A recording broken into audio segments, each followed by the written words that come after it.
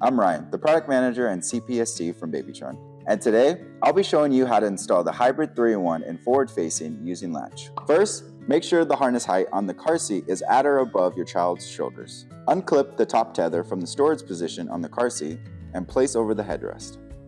Unclip the latch connectors from the storage positions on the car seat. Refer to your vehicle's manual to locate the proper latch position and latch anchors. This is where you'll be installing your car seat. Now, place the car seat in the determined position in your vehicle. You can loosen the latch webbing in order to facilitate the installation. Now, clip the latch connectors onto your vehicle's latch anchors. Confirm they are firmly attached by pulling outward on the connectors. Proper installation using latch requires that the latch webbing be very tight. So now, you'll either use your knee or hand to press down hard on the car seat while pulling towards the car seat on the webbing ends.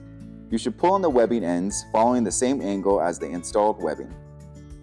One thing I like to do is thread the loose webbing through the path to make sure I get a proper angle for tightening.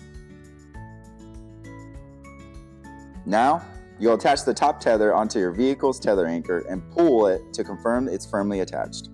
Pull on the free end of the top tether webbing in the direction of the installed webbing until all slack is removed. To make sure that the seat is tight, grasp the belt path, move it side to side and front to back. If it moves less than an inch where the latch webbing meets the car seat, then you have a good installation. And now, you're ready to go. Feel free to check out more of our how-to and installation videos provided with you in mind.